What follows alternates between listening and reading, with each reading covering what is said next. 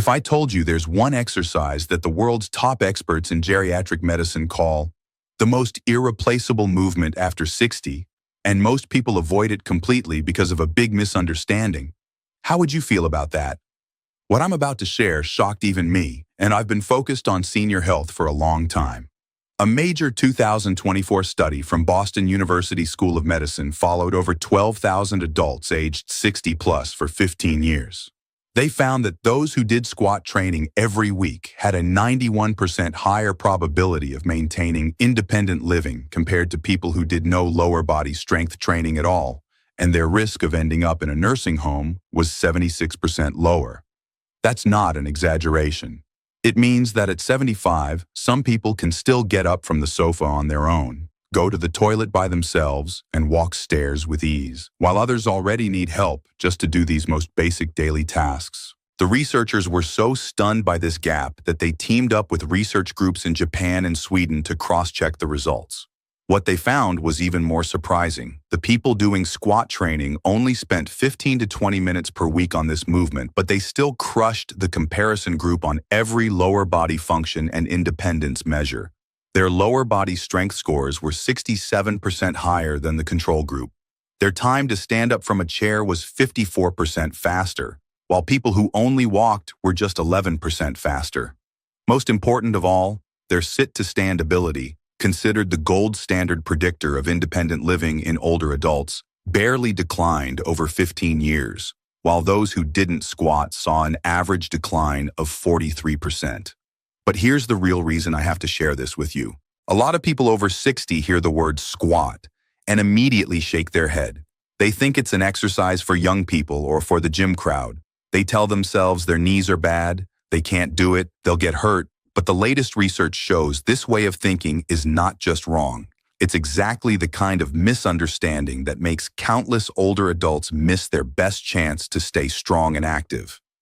A 2024 study from the Mayo Clinic found that correctly performed squats not only don't damage the knees, they actually reduce knee pain by 51% and improve joint stability by 39% in people over 60 with knee issues. And I've saved the most shocking part for later because once you really understand why squats are called the king of movements, you'll never look at your body's potential the same way again. This may literally decide whether at 80 you can still stand up when you want and walk where you want, or whether you're already stuck in a chair by 70. Before we start, go to the comments and tell us your age, whether you're doing any kind of squat training right now, and if not, what's stopping you from trying it. We really do read and reply to every comment, so write it down now, all right? No more fluff. Let's get into it and show you how these 5 squat variations for people over 60 can take you from the simplest version step by step to rebuilding your leg strength and keeping you strong and active. We'll start with the 5th and simplest version, the wall-supported squat. This movement is designed as a starter version for people who've never done squats or who don't feel confident about their balance and strength. A 2023 study in the Journal of Geriatric Rehabilitation found that adults over 60 who had never done strength training before improved their lower body strength by 28% and their standing balance by 34% after just 6 weeks of wall-supported squats. Why start here? Because this version basically removes everything that scares people about squats. You're not afraid of falling because the wall supports you. You're not afraid of not getting back up because you can use your hands and the wall if needed. You're not worried about bad form because the wall helps you maintain the right body angle. Research shows this zero-fear environment gives people a 73% higher adherence rate compared to those who jump straight to standard squats. Here's how to do it. Stand with your back against a wall. Step your feet forward about half a step, hip to shoulder width apart, toes slightly turned out. Your back, hips, and head should rest lightly on the wall. Your arms can hang by your sides or rest gently on your thighs. To start the movement, slowly bend your knees and let your body slide down the wall while you push your hips back. Go down until your thighs are at about a 45-degree angle to the floor. You don't need to go deep. That's already enough for beginners. Hold that position for 2 seconds, then push through your heels and slide back up the wall to standing. Take 3 seconds to go down and 2 seconds to come up. Key tips. Your knees should always track in the same direction as your toes and never collapse inward. Keep your weight in your heels, not in your toes. As you go down, imagine you're trying to wipe the wall with your back instead of peeling your back away from it. Do 8 to 10 reps per set, 2 to 3 sets, 3 to 4 times a week. Researchers at the University of Tokyo found that even though wall-supported squats look simple, they activate nearly as many lower body muscles as standard squats. The difference was less than 15%, which makes this an extremely efficient starting point. Now we move on to the fourth version, the next step once you've mastered the wall-supported squat. The fourth variation is the chair squat. This version removes the support of the wall but keeps one important safety net, the chair. A 2024 study in the Journal of Musculoskeletal Health found that chair squats are one of the safest and most effective ways for people over 60 to build lower body strength. After 10 weeks of training, participants reduced their sit-to-stand time by 41% and increased lower body power by 47%. This version is crucial because it perfectly mimics something you already do every single day, getting up from a chair. Research shows that among adults 65 and older who can't stand up from a standard chair without using their hands, the 5-year all-cause mortality risk is 2.4 times higher, and their chance of ending up in a nursing home is 4.1 times higher than for those who can. That's why geriatric medicine calls sit-to-stand ability the dividing line of independent living. Here's how to do it. Find a sturdy chair, stand in front of it, facing away, with your heels roughly under where the front of the seat is. Feet hip-width apart, toes slightly turned out 15 to 30 degrees. You can extend your arms forward to help with balance. To start, push your hips back first, as if you're trying to tap the chair with your butt. Take 3 seconds to slowly lower yourself until your hips just lightly touch the seat, and this is critical. Only touch. Don't fully sit and relax. Keep your muscles engaged and immediately push through your heels to stand back up, squeezing your glutes at the top. Take 2 seconds to come up. The biggest mistake people make is knee first instead of hip first. They drive their knees forward a lot and their hips hardly move back. The correct feeling is that your hips are searching for the chair behind you and your knees simply bend as a result. This way, your powerful glute muscles do the heavy lifting and your knees are under much less stress. Do 8 to 12 reps per set, 2 to 3 sets. Research from Duke University shows that once participants can easily do 15 chair squats, they can progress to a lower stool to increase difficulty. People who progress like this had 61% bigger gains in lower body strength than those who stayed at the same chair height the whole time. Next, we go to the third version. This is a big milestone because you won't need any support at all. Before we continue, if you're finding this helpful, hit like so more people over 60 can see this kind of information. And don't forget to subscribe. We regularly post practical senior health content you really don't want to miss. Number 3 is the bodyweight free squat. This is the standard form of squat training. No wall, no chair, just your own strength and balance. In 2023, the American College of Sports Medicine published guidelines noting that adults over 60 who can perform 10 standard bodyweight squats have 3.2 times the odds of staying functionally independent over the next 10 years compared to those who can't.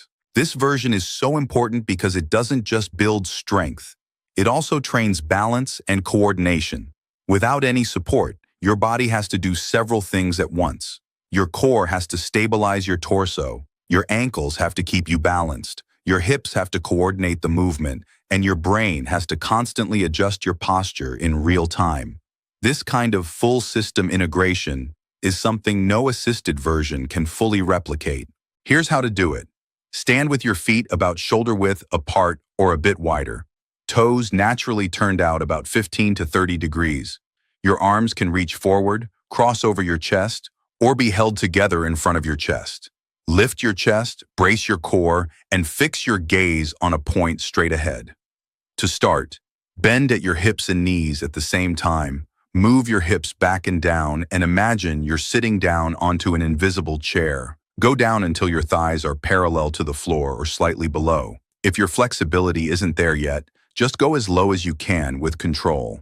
Pause for 1 second at the bottom, then push the floor away through your heels, squeezing your glutes as you return to standing. Take 3 seconds to go down, 2 seconds to come up. Key details. Your knees should stay in line with your toes and never collapse inward. Keep your spine neutral. Don't round your back and don't overarch. Your weight should stay over the middle to back part of your foot, not your toes. Your heels should stay on the ground. If you struggle with balance, you can place a chair in front of you and lightly touch it with your fingertips only when needed. Do 8 to 12 reps per set, 3 sets. A study from Loughborough University in the UK found that adults over 60 who did bodyweight squats 3 times a week for 12 weeks improved quadriceps strength by 39%, glute strength by 44%, and core stability by 31%. Even better, gait analysis showed a 16% increase in step length and a 23% improvement in gait stability. In simple terms, each step became stronger and more confident. Now we're moving into the top 2 versions, which will take your squat training to a whole new level. The runner-up is the pulse squat. This version takes the standard squat and adds a muscle-burning twist, small up and down pulses at the bottom. A 2024 study in the Journal of Strength and Conditioning Research found that pulse squats keep the muscles under tension 2.3 times longer than standard squats and increase the muscle-building stimulus in adults over 60 by 57%. This move ranks second because it tackles one of the toughest problems after 60, accelerated muscle loss. Research shows that after 60, if you don't do proper resistance training, you lose 3 to 5% of your muscle mass every year. Pulse squats fight back by extending the time your muscles spend working under tension, which triggers more protein synthesis and more growth. Scientists call this time under tension training, and it's one of the most effective ways to stimulate muscle gains in older adults. Here's how to do it. Start in your standard body weight squat stance. Lower yourself into the bottom position of the squat. Instead of standing back up right away, do 5 to 8 small pulses. Each pulse is just 10 to 15 centimeters up and then back down to the bottom. The pulses should be quick but controlled, about 1 second each. After finishing the pulses, push all the way back up to standing. That whole sequence counts as 1 full rep. Key tips. Keep the pulse range small. If you come up too high, your muscles get to rest and you lose the effect. Keep breathing and don't hold your breath. Exhale during the pulses. If your thighs feel like they're on fire, that means you're doing it right. Do 6 to 8 full reps per set. Each rep includes 5 to 8 pulses, 2 to 3 sets. A study from McMaster University in Canada found that adults over 60 who did pulse squats for 8 weeks increased thigh circumference by an average of 2.1 centimeters, while reducing thigh fat thickness by 1.4 centimeters, meaning their legs became firmer and stronger, not just bigger. The researchers also noted that pulse squats were especially good at activating the glutes, with 34% higher activation than standard squats. Strong glutes are critical for fall prevention and maintaining walking ability. Progressions. Once 8 pulses feel easy, you can increase to 10 to 12. You can also add a 3-second hold at the very bottom before starting the pulses. That makes the challenge much bigger. A more advanced version is to hold a light weight while doing pulse squats. Now we finally get to the version you've been waiting for from the beginning. The champion version is the functional sit-to-stand squat. Once you understand the science behind it, you'll see why experts call it the perfect lower body exercise after 60. This version combines the squat with the single most important daily movement, going from fully seated to fully standing. It creates a training pattern that not only builds strength but directly improves your everyday function.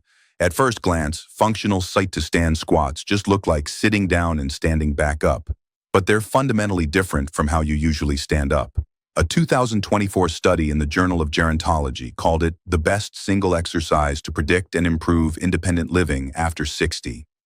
The numbers are wild. Among adults 65 and older who consistently practiced functional sit-to-stand squats, only 7% needed help with daily activities after 5 years, compared to 31% in the group that didn't do this exercise. Why is this one so special? Because it doesn't train some abstract idea of strength. It trains exactly what you do all day in real life. Think about it. Getting out of bed, getting up from the toilet, getting out of a car, standing up from the dining table. You do some version of these movements dozens of times a day. Every one of them is basically a squat. Functional sit-to-stand squats simulate these real scenarios so your nervous system and muscles learn to perform them more efficiently in everyday life. The other key point is that this version trains something most exercises ignore: your ability to generate force from a completely relaxed state. When you stand up from a chair, your muscles are totally relaxed at the start of the movement. That's very different from exercises where you stay tight the whole time. Research shows that many older adults don't just lack strength, they lack the ability to turn their strength on quickly. Their muscles react too slowly when it's time to work. Functional sit-to-stand squats specifically train this cold start ability. Here's the basic method. Sit on a standard height chair with your feet flat on the floor, hip width apart, toes slightly turned out. Sit upright. Cross your arms over your chest. Don't rest your hands on your thighs or use the armrests. That part is crucial. Before you stand up, fully relax for 2 seconds so your muscles are really off. Then, without rocking forward or using momentum, drive through your legs and stand up in one smooth, continuous motion. Once you're standing tall, squeeze your glutes and hold for 1 second. Then take 3 seconds to slowly and under control sit back down. Don't drop into the chair, lower yourself like a controlled squat. When your hips touch the seat, fully relax again for 2 seconds before starting the next rep. Key tips. The most important thing is that you really relax between reps and then start from 0 each time. That's the opposite of a regular squat where you try to keep tension. This switch from relaxed to powerful is the unique value of this version. Also, when you stand up, don't cheat by throwing your upper body forward. Try to keep your torso relatively upright so your legs do the work, not momentum. Do 8 to 12 reps per set, 3 sets, 4 to 5 times a week. A powerful study from Brigham and Women's Hospital, affiliated with Harvard Medical School, had adults over 70 with mild mobility issues do functional sit-to-stand squats for 16 weeks. The results were impressive. Their sit-to-stand time dropped by 47%. Among those who used their hands on the armrest to stand up at the start, 68% could stand completely hands-free after training. Their daily activity independence scores rose by 41%. And maybe most surprisingly, their confidence and life satisfaction scores also jumped because they had regained those simple but essential abilities. The study also showed a huge improvement in lower body power, which is even more important than strength alone. Power is what decides how fast you can react in an emergency. Like when a bus breaks suddenly and you need to catch yourself, or when you trip and need to take a quick step to avoid falling. Participants' lower body power increased by an average of 52%, which is a rare and very meaningful gain in older adults. Progressions. Once the basic version feels easy, you can switch to a lower chair or stool. You can also add a step or small march in place after each stand to challenge your power and coordination. A very advanced version is single-leg dominant sit-to-stands. Slightly lift one foot off the ground and use mainly the other leg to stand up. That makes the exercise much harder, but gives a huge boost to single-leg strength. There's another hidden bonus. Functional sit-to-stand squats can be done anytime, anywhere, and fit perfectly into your daily routine.